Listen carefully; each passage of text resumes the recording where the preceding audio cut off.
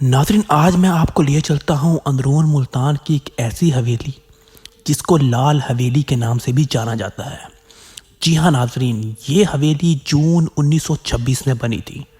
इस हवेली को सबसे पहले एक फिल्म स्टार एक्टर इफ़ज़ाल खान ने ख़रीदा था, जो कि एक मशहूर फिल्म स्टार पाकिस्तानी एक्टर थे। नाज़रीन, वो ख़ुद भी यहाँ रहते थे और उनके हमरा उनके फैमिली मेम्बर्स भी इसी बिल्डिंग में रहते थे। नाज़रीन, इस हवेली की सबसे मशहूर तरीन बात यह है कि इसमें इस्तेमाल होने वाली लकड़ी अंग्रेज़ दौर की लकड़ी है। इसके अलावा भी कुछ दीगर सामान जो कि पुराने वक्तों की बात है, उस टाइम का ये सामान इस्तेमाल हुआ हुआ है। पुराने वक्तों का यानी कदीमी सामान माना जाएगा, वो इस हवेली में लगा हुआ है। नाज़रीन, बहुत दूर से इटली, फ्रांस, जर्मनी वगैरह से टूरिस्ट मुल्तान जब भी आते हैं तो अंदरून मुल्तान से गुज़रते हुए वो इस हवेली का विज़िट ज़रूर करते हैं। नाज़रीन, इस हवेली के बारे में कहा जाता है कि 1980 और 90 की दिहाई के दरमियान इस हवेली में एक भयानक आग लगी थी। जी हाँ नाज़रीन, उस टाइम वहाँ पे इस हवेली के मालिकन, जो कि अब भी मिस्टर कामरान रिहाइश पजीर थे, उनके होते हुए रात के टाइम हवेली में ऊपर के 2 फ्लोर्स में आग लग गई थी, जिसमें अंग्रेज़ दौर की इस्तेमाल हुई लकड़ी को बहुत नुकसान पहुंचा। माली नुकसान काफ़ी हुआ लेकिन जानी नुकसान कोई नहीं हुआ। इसके अलावा बहुत बड़े और मशहूर तरीन लोग भी इस हवेली का विज़िट कर चुके हैं, जिसमें साबिक वज़ीर आज़म सैयद यूसुफ रज़ा गिलानी भी शामिल हैं।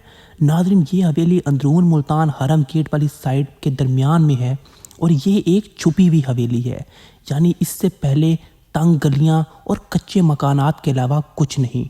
उनको पार करके आगे एक तंग गली के बाद ये हवेली मिलती है, जिसका रंग अभी भी लाल है। मज़ीद जानते हैं यहीं के मालिक मिस्टर कामरान से।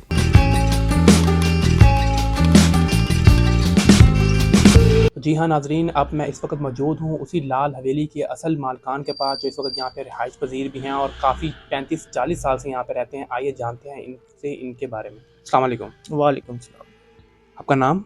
कामरान मजीद ढाके वाला है जी। जी कामरान अंकल, आप मुझे थोड़ा सा इस हवेली के बारे में बताएं कि आप कब से यहाँ रह रहे हैं और आपने क्या एक्सपीरियंस किया यहाँ पे? नहीं, हम 35 साल से यहाँ रह रहे हैं। हम खुश है, बेहतरीन है।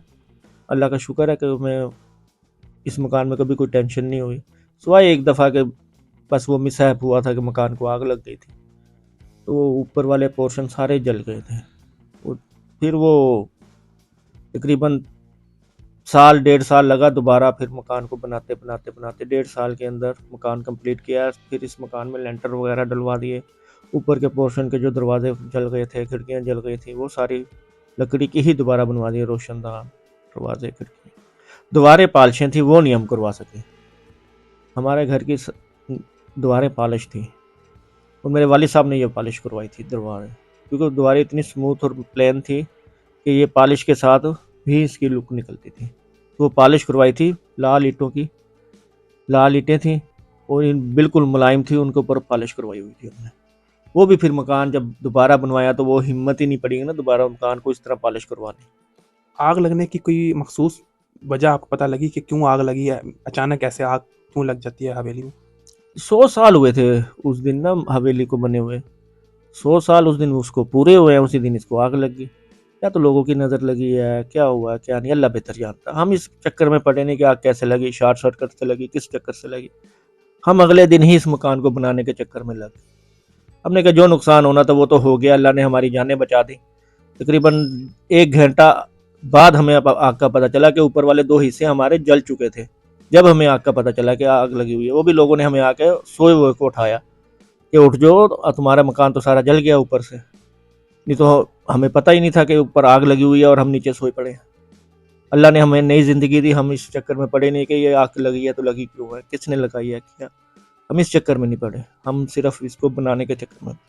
अल्लाह ने हिम्मत दी, ये दोबारा मकान बन गया। नहीं तो इस तरह नुकसान में जानी नुकसान हो जाते हैं।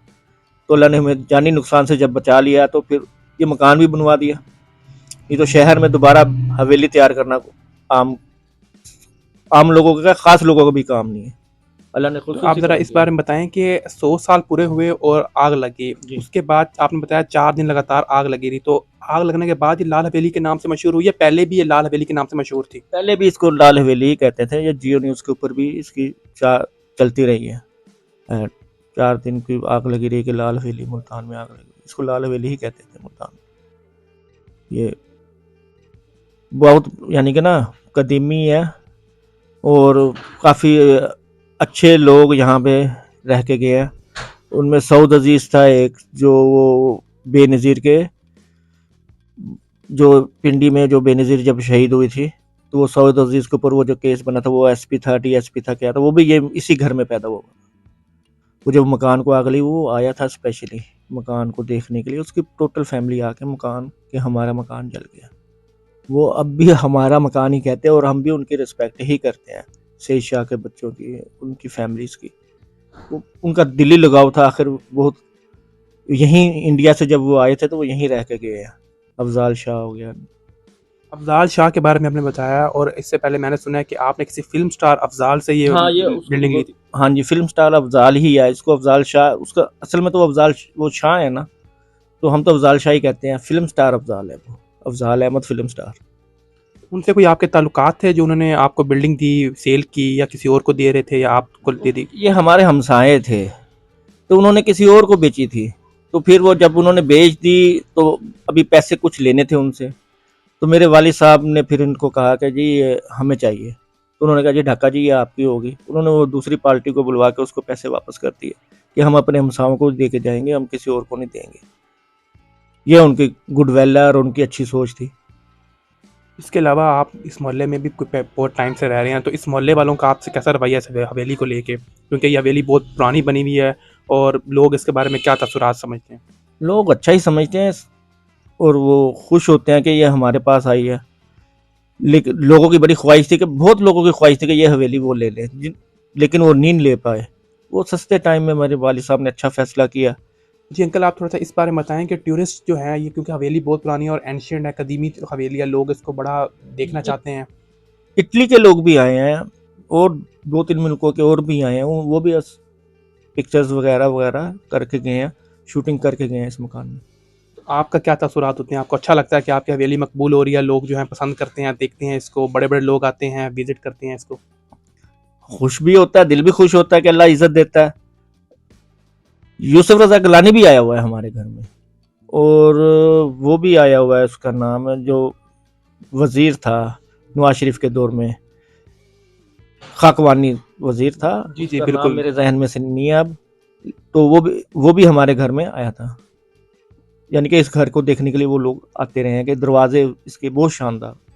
جی ہاں ناظرین, یہ تھے ہمارے ساتھ اس گھر کے اصل مالک, جو اب اس حویلی میں رہتے ہیں, یہیں رہائش پذیر ہے, اور ان کا کہنا ہے کہ اس حویلی میں صرف ایک مصحف ہوا تھا جو 100 سال پورے ہو رہے, اس حویلی کو آگ لگی. اس کے بعد جو ہے یہ اس حویلی میں خوشی خوشی رہ رہے ہیں اپنے گھر والوں کے ساتھ. مجھے دیجیے اجازت, میں ہوں آپ کا میزبان نعمان بڑائچ عام ٹریولز کی طرف سے.